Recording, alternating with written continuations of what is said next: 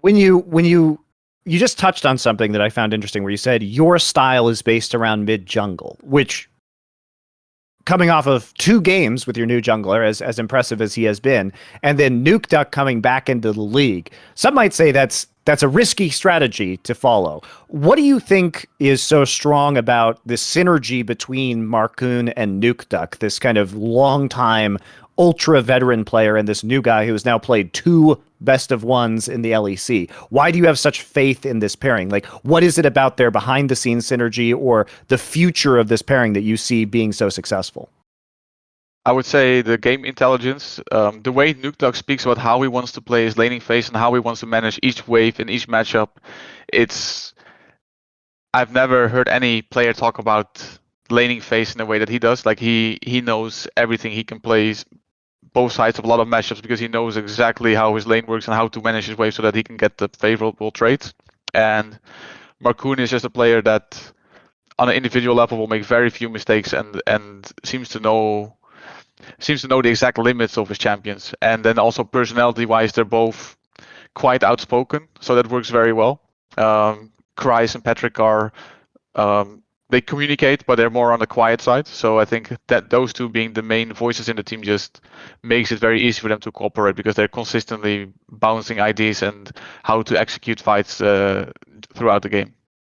I just think it's surprising because if you asked a lot of people who would propel XL to the next level, I think a lot of people would have said activating Patrick would be kind of your key to winning, especially if they heard, well, Nuke Duck's coming back and you guys have a rookie jungler. So where does Patrick kind of fit into the XL scheme right now? Because quietly, he's been pretty good for a long time and seems like he would be the one that you would be trying to elevate into the star role on the roster. I think he's a very flexible player, and without giving too much away, there are teams against which you do focus on your bot lane draft, that you just need to have a winning lane. And he's in a position where he doesn't have champion pool issues right now. I think any AD carry in this meta who doesn't play Kalista or Draven or other lane dominant champions is really far behind on the others. And he plays both of them at a very high level. So a lot of the games, we don't have to necessarily focus on getting him a good matchup because he's just going to get it. I think against the G2 game, we first picked Thresh. That was to make sure that we had a winning bot lane matchup, whether it was with the Draven, a Kalista, or any other AD carry. I think we got Aphelios that game. We can draft for both, but we can...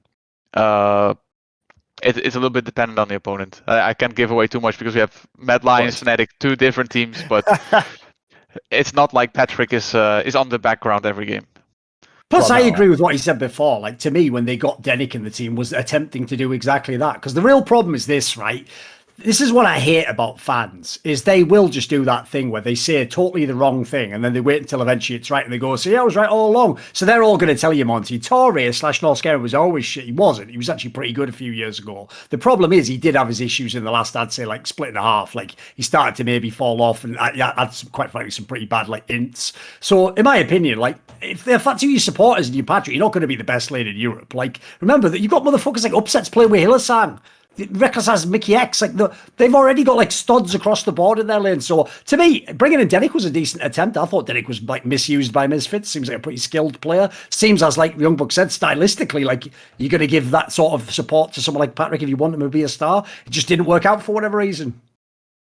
Yeah, no, that hits nail right on the head. And the main thing was that we had very specific issues with Tora in that meta, and we couldn't fix them. And then we did tryouts with Denick, and Denick was a player where we knew he was fixing the issue that we had, and Nuke Duck was the same with Chocolate. We knew he was fixing issue that we had, and of course we knew we were going to have new problems and in different areas, which did end up happening, and they were maybe even worse than the problems we were trying to solve. But we were signing players to solve problems, and those problems did get solved, and then new problems arose, and now we have again 2 players to solve those problems. You mentioned that the difference between Denick and Advienne was not significant. Like Advienne was like maybe slightly better. So did you put Advienne in because of his synergy with Marcoon and the fact that they had that previous experience playing with each other?